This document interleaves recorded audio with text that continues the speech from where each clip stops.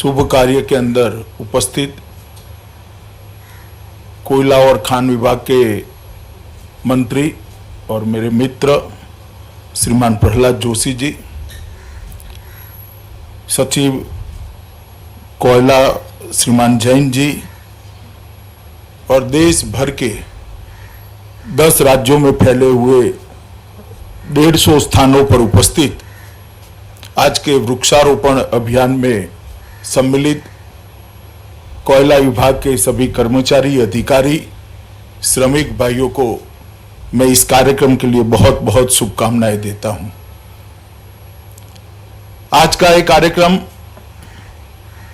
और भी महत्वपूर्ण इसलिए है कि कोयला विभाग ने आज का दिन चुना है। आज लोकमान्य तिलक और चंद्रशेखर आजाद का जयंती दिन है। ये दो ऐसे महापुरुष थे जिन्होंने अपना सर्वस्व जीवन, पूरा जीवन की क्षण क्षण देश को समर्पित की। आजादी के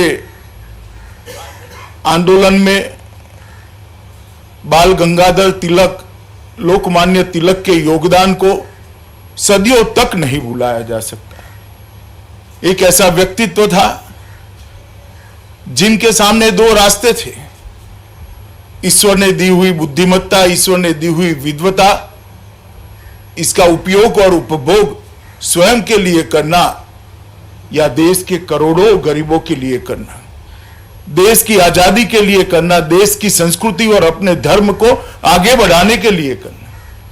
और उन्होंने बड़ा कठिन रास्ता चुना कि इस देश को आजाद करने के लिए पूरा जीवन समर्पित करें। इतनी विद्वता, इतनी बुद्धिमत्ता, इतनी चातुर्यता होने के बावजूद स्वयं के लिए कुछ करे बगैर भारत के जन जन के अंदर स्वतंत्रता की भावना को जागृत करना, इसको सुदृढ़ करना और उसको एक आंदोलन का स्वरूप देने में बाल गंगाधर तिलक, लोकमान्य तिलक का बहुत बड़ा योगदान रहा। स्वतंत्रता के लिए उन्होंने दिया हुआ मंत्र, आजादी मेरा जन्मसिद्ध अधिकार है, वो मंत्र आज भी भारत के युवाओं को प्रेरित करता है। और मैं मानता हूं कि उन्होंने जो शुरुआतें की, चाहे गणेश उत्सव की शुरुआत की है, चाहे लोगों को साक्षर बनाने की शुरुआत की है, चाहे संस्कृति को आजादी के आंदोलन के साथ जोड़ने की शुरुआत की है, इसी के कारण कहते हैं कि लोकमान्य तिलक भारतीय संस्कृति की, भारतीय चेतना की आत्मा थे। आज ही के दिन लोकमान्य तिलक ने अपना नश्वर देह छोड़ा था। मैं आज हम सब की ओर से तिलक महाराज को द्रवित हृदय के साथ श्रद्धांजलि भी देता हूं और उनकी पुण्य स्मृति को सालों तक देश संभाल रखे और करोड़ों करोड़ों युवा प्रेरणा ले, इस प्रकार के हम उनके विचारों को आगे बढ़ाए, ऐसी आशा भी रखता हूं। चंद्रशेखर आजाद भी भारत माता का वो सपूत जो कभी न झुका न कभी झुकने का विचार किया। अंग्रेजों के खिलाफ सशस्त्र क्रांति का जो धड़ा था, जो एक अलग विचारधारा थी सशस्त्र क्रांति करके भारत को आजाद कराने की, उसका इतिहास चंद्रशेखर आजाद के नाम के बगैर लिखा नहीं जा सकता। कई सारे युवाओं को उन्होंने प्रेरणा दी, एक अलग दल बनाया और उसी दल ने भारत की आत्मा को झंझोड़ने का काम किया। भारत माता को गुलामी की बेड़ी से मुक्त कराने का, बेड़ियों को तोड़ने के लिए चाहे रास्ता जो वो हो, आप बाहर निकलो, शस्त्र हाथ में लो, सत्याग्रह करो, जो करना है, मगर एक अंग्रेज अब हम पर राज नहीं कर सकता, ये दृढ़ निश्चय उन्होंने आरोपित करने के लिए, वो संस्कारित करने के लिए युवाओं के मन के अंदर एक बहुत बड़ा काम किया। और उनके बलिदान ने उस जमाने में करोड़ों करोड़ों युवाओं को आजादी के आंदोलन के साथ जोड़ा।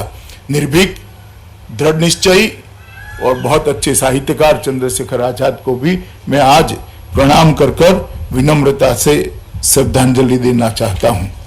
और मैं श्री प्रहलाद भाई को निवेदन भी करना चाहता हूं कि आज जितने भी वनों का आप उपवनों की शुरुआत कर रहे हैं, वो सभी को चंद्रशेखर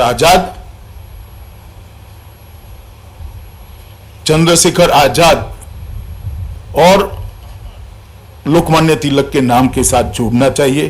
तिलक जयंती और चंद्रशेखर आजाद की जयंती दोनों मैं मानता हूं कि हमारे लिए एक कोयला विभाग के लिए भी लंबे समय तक इसको आगे ले जाने के लिए बहुत फायदा कराएगी।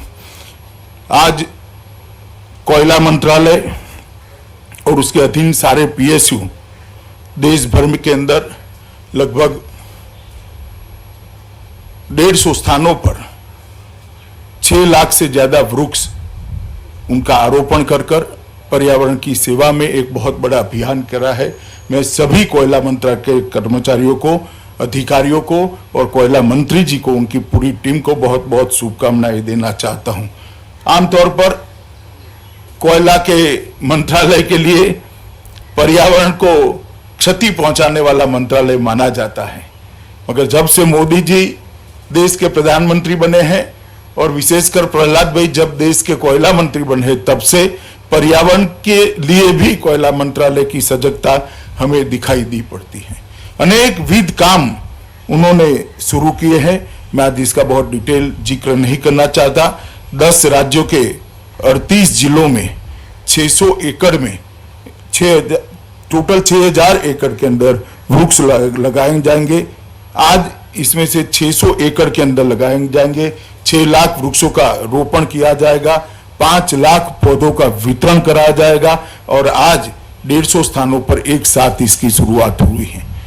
मित्रों, जिस प्रकार का जीवन हम जिए हैं और एक विकास की अंधी दौड़ के अंदर हमने भारतीय संस्कृति के मूल मंत्र था कि प्रकृति हमारी मां है, उसका दोहन कर सकते हो, उसका शोषण नहीं कर सकते हो।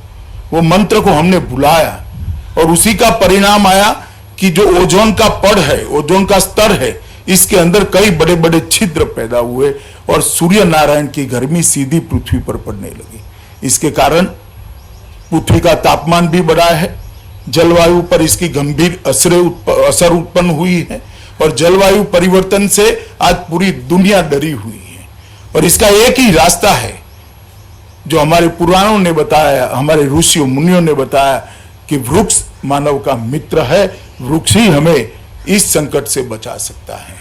और हमारे यहाँ कई ऐसी पौधों की जातियां, प्रजातियां हैं जो 100-150 साल तक जीकर मानव की सेवा कर सकती हैं। पीपल 100% ऑक्सीजन देने वाले वृक्षों में से एक है। इसीलिए श्री कृष्ण ने गीता में कहा कि वृक्षों में मैं पीपल हूं। उन्होंने पीपल को अपने साथ इसकी तुलना कर पीपल का महत्व बढ़ाया। इसी तरह से नीम और कई प्रकार के जामुन, नीम, बरगद, कई पेड़ ऐसे हैं जो सबसे ज्यादा ऑक्सीजन भी देते हैं और लंबे समय तक जीते हैं। मेरा आग्रह है कोयला मंत्रालय से कि आप जब भी वृक्षों का चयन करें, इस प्रकार के प्राकृतिक परंपरागत वृक्षों का चयन करिए जिनका आयुष्य बहुत लंबा है। हमारे मत्स्य पुराण के अंदर एक बहुत सुंदर श्लोक लिखा गया है जिसका अनुवाद है, जल कुंड, जो जल का कुंड होता है 10 कुओं के समान होता है। एक तालाब 10 जल कुंड के समान होता है, एक सुपुत्र 10 तालाब के समान होता है और एक वृक्ष 10 पुत्रों से भी ज्यादा पृथ्वी का कल्याण करता है। यही बताता है कि वृक्ष हमें कितना दे सकता है। और आदिकाल से ही वृक्ष के महत्व को भारतीय संस्कृति ने स्वीकारा है और भारतीय संस्कृति ने इसको बढ़ावा भी दिया है। मैं मानता हूं आज का कार्यक्रम सिर्फ इस सीजनल कार्यक्रम न बने, पूरे कोयला मंत्रालय के हर नीचे के नीचे कर्मचारी का संस्कार इससे बने कि हमारे दायित्व देश के पर्यावरण को, दुनिया के पर्यावरण को संभालना भी है। और मुझे भरोसा है प्रहलाद भाई के नेतृत्व में ये जरूर होगा। विगत 6 सालों का देखें तो कोयला मंत्रालय ने अनेक नए इनिशिएटिव मोदी जी के नेतृत्व में दी है और प्रहलाद भाई ने ये 1-1.25 साल के अंदर इसको बहुत गति देने का काम किया है। पहले जब कोयला और खनिज की खदानें होती थी तब खनिज क्षेत्र के मजदूरों के लिए, वो वहां की जनता के लिए कोई विचार नहीं करता था। डिस्ट्रिक्ट मिनरल फंड का गठन कर आज लगभग 39,000 करोड़ रुपया नरेंद्र मोदी जी ने वो क्षेत्र जहां खदानें लगी हैं इसके विकास के लिए लगाया है और 35,000 छोटे छोटे प्रकल्प अब तक पूरे कर दिए गए। मित्रों, बहुत बड़ी उपलब्धि है। खदान पर देश का अधिकार है, देश की जनता का अधिकार है। खदान विकास की द्योतक है, विकास को आगे बढ़ाने के लिए ऊर्जा प्रदान करती है, परंतु इसके साथ साथ जिस क्षेत्र में खदान है, जो वहां से विस्थापित किए जाते हैं, इनके कल्याण की भी देश को ही सोचनी चाहिए, देश की सरकार को ही सोचनी चाहिए। पहली बार डिस्ट्रिक्ट मिनरल फंड के माध्यम से नरेंद्र मोदी जी ने इसकी शुरुआत की। कोयला का बहुत बड़ा भंडार हमारे यहां पड़ा है। 30 साल तक कोयला जला न पाए, इतना कोयला हमारे यहां पड़ा है और कोयला हम इंपोर्ट कर रहे हैं। जैसे प्रहलाद भाई ने बताया, इंपोर्ट कोयला जितना भी होता है वो दुनिया में हमारी अक्षमता को उजागर करता है। अगर देश को आत्मनिर्भर बनाना है, आत्मनिर्भरता के नरेंद्र मोदी जी के नारे को चरितार्थ करना है, तो कोयले के अंदर स्पीडी खनन, सबसे ज्यादा जल्दी खनन कर आयात को लगभग शून्य करना पड़ेगा। और इसलिए कोयला क्षेत्र में एफडीआई और इसके साथ साथ वाणिज्यिक कोयला खनन का आरंभ अभी नरेंद्र मोदी जी ने किया है। मुझे लगता है कि कॉमर्शियल माइनिंग की जो शुरुआत प्रहलाद जोशी के समय में हुई है, कोयला खदानों के इतिहास देश का जब भी लिखा जाएगा, प्रहलाद भाई और नरेंद्र भाई के नाम को जोड़ना पड़ेगा, क्योंकि देश को आत्मनिर्भर कराने की दिशा में ये बहुत बड़ा कदम है। कोल बेस्ड मीथेन की भी शुरुआत हमने की है। 2 CBM ब्लॉक झरिया और रानीगंज के लिए हमने इसका शुरुआत किया है। ईज ऑफ डूइंग बिजनेस के ढेर सारे पैरामीटर्स को कोयला के कारण ही गति मिली है। कोयला क्षेत्र ने लगभग हर क्षेत्र के अंदर अपने आप को दुनिया के मानक के अनुरूप और कई जगह तो उसके आगे ले जाने का भी प्रयास किया है।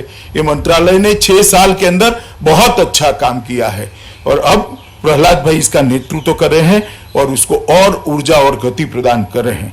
18 जून को वीडियो कॉन्फ्रेंस के माध्यम से देश के प्रधानमंत्री जी ने 5 कोयलाधारी राज्यों की 41 कोयला ब्लॉकों का नीलामी की प्रक्रिया का शुभारंभ किया। इसके साथ ही झारखंड, मध्य प्रदेश, महाराष्ट्र, उड़ीसा और छत्तीसगढ़ के अंदर ये नई प्रक्रिया शुरू हो गई है।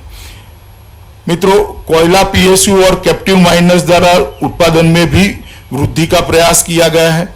इंफ्रास्ट्रक्चर निवेश योजना के माध्यम से 1,25,000 करोड़ रुपए के निवेश का प्लानिंग 2020 से 2024 के बीच में किया गया है और इसके लिए लगभग 534 परियोजनाओं को चिन्हित कर लिया गया है। मैं मानता हूं अभी प्रहलाद भाई ने जो कहा, 23-24 तक 1 बिलियन टन कोयले को निकालने का लक्ष्य जब भी भारत अचीव करता है, मुझे लगता है हम बहुत बड़ी उपलब्धि के लिए आगे बढ़ेंगे।